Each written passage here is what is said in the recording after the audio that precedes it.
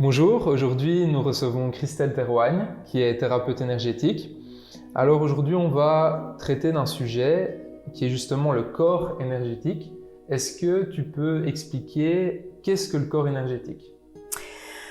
Oui, alors donc on a le corps énergétique globalement c'est notre aura, c'est-à-dire que on connaît tous le corps physique, C'est ce qui est l'enveloppe palpable, corporelle, oui, ce qui est palpable. Et puis le corps énergétique, c'est plus subtil. Donc il y a l'énergie qu'on a à l'intérieur de notre corps et qui circule. Et puis il y a les corps énergétiques autour de notre corps physique, corps émotionnel, corps mental, corps éthérique, qui sont des corps auxquels il faut prendre soin en tant que son corps physique. Ok, super. La deuxième question qu'on pourrait se poser, c'est quel est le lien entre le corps physique, le corps psychique, nos pensées, etc., et le corps énergétique? En gros, il faut prendre soin de tous ces corps pour que tout soit en harmonie. C'est bien de faire du sport pour son corps physique, que ce soit pour prendre soin de son corps, pour se muscler, pour le cardio, pour le bien-être, pour évoluer physiquement. Et ça permet aussi de se détendre de manière psychique. Exactement. De prendre un temps pour soi, ok, je m'entraîne. Exactement. Je libère un peu la pression, les tensions, le stress. C'est tout à fait ça.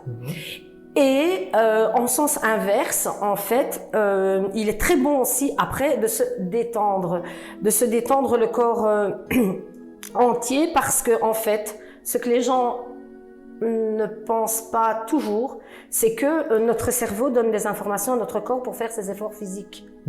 Mais ça va en sens inverse aussi. C'est-à-dire qu'à partir du moment où le corps physique a un problème, il le fait savoir à son cerveau. Et nous, on doit prendre conscience des deux, de savoir pourquoi ça ne fonctionne pas, pourquoi donc dans l'émotionnel, on a des dysfonctionnements qui nous apportent des problèmes physiques par après.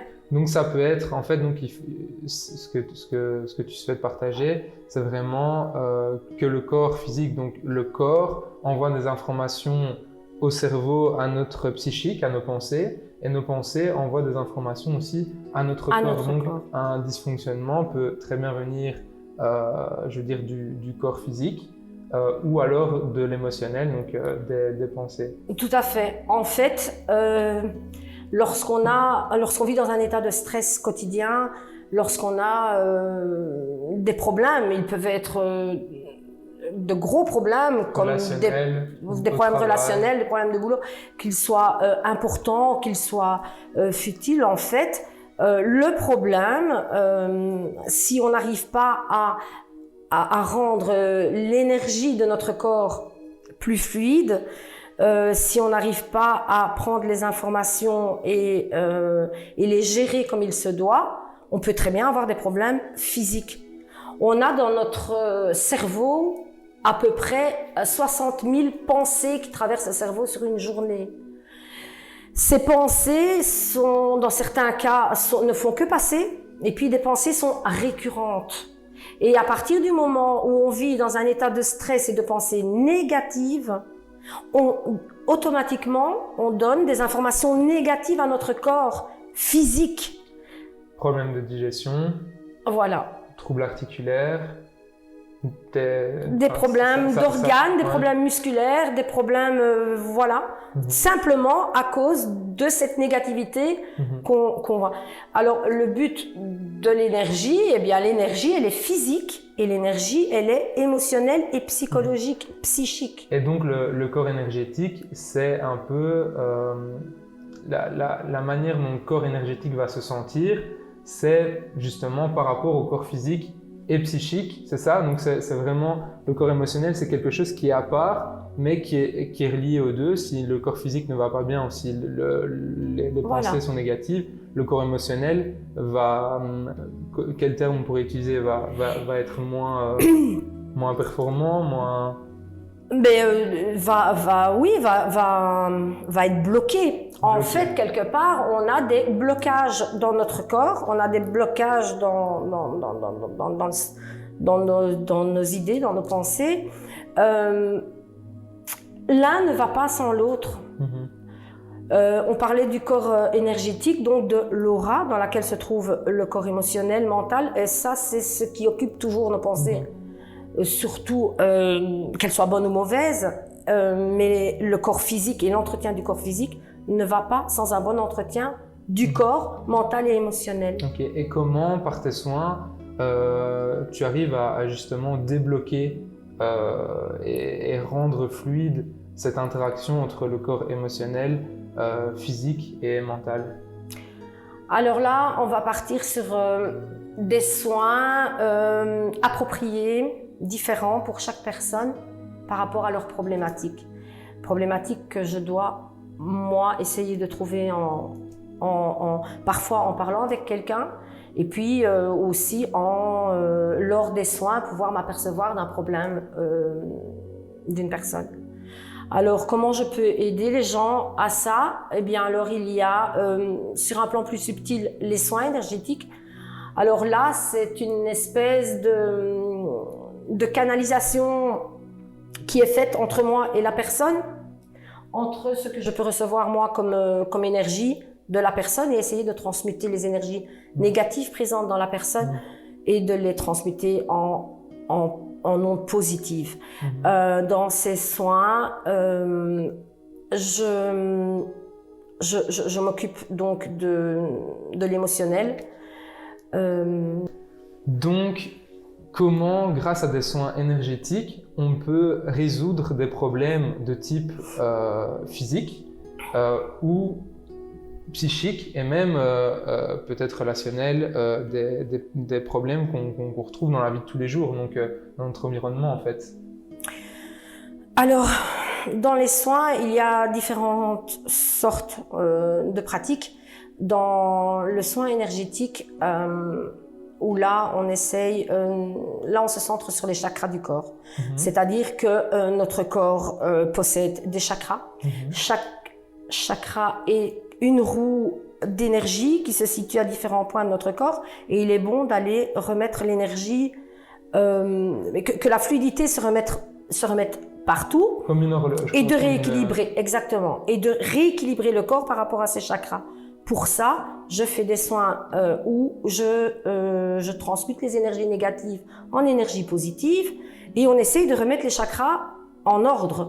Il y en a qui sont bloqués, il y en a qui sont vides, donc il faut recharger tout ça. Et là, mais le but, c'est d'essayer, par une certaine détente, de tout refaire recirculer. De remettre l'énergie en ordre dans le corps physique, mais de remettre l'énergie mentale et émotionnelle en ordre par rapport à l'énergie qui circule le long de ces chakras. Donc, quelqu'un qui a par exemple le chakra du cœur, donc c'est le plexus solaire, c'est bien ça, donc qui a ce chakra déséquilibré, bloqué ou vide, aura tendance à être enfermé sur soi-même, ne pas être ouvert aux autres, aux conversations.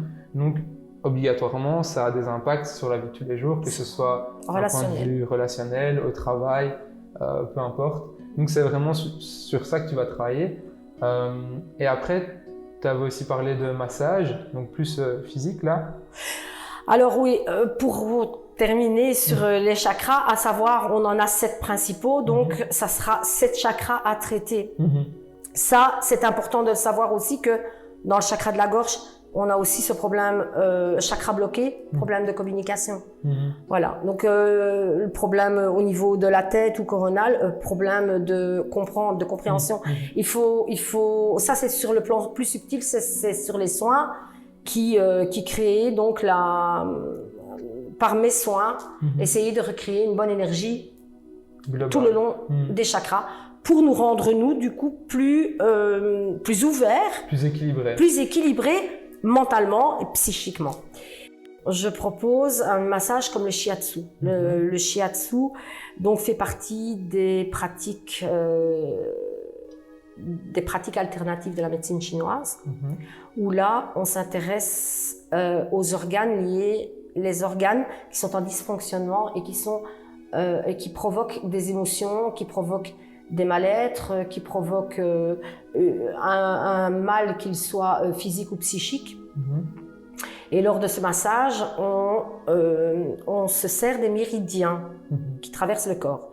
Chaque organe a un méridien qui traverse le corps, que ce soit donc foie, rate, pancréas, vésicule, cœur, poumon. Chaque organe a un méridien qui traverse le corps tout entier. Et donc, lors de certains massages, je vais m'occuper des méridiens du corps et par l'acupression, essayer de réguler les dysfonctionnements. Voilà. Donc, on part peut-être parfois, on va démarrer d'un problème psychique, d'une problématique avec laquelle la personne va venir, essayer de comprendre pourquoi. Et parfois, c'est simplement pour un problème physique, mais ce massage est très bien. Okay, je voulais aussi préciser, c'est que dans toutes mes pratiques, j'utilise des huiles essentielles qui sont aussi très curatifs. Donc, ça n'apporte aussi bien sur un plan subtil que sur le plan physique. Les huiles essentielles sont très, très, très efficaces, sont très curatives et apportent énormément de bien-être à la personne. Eh ben, c'est super, je pense qu'on a fait le tour de la question. Donc, si vous avez des questions, n'hésitez pas à laisser un commentaire et on y répondra avec plaisir. Et on se retrouve dans une prochaine vidéo.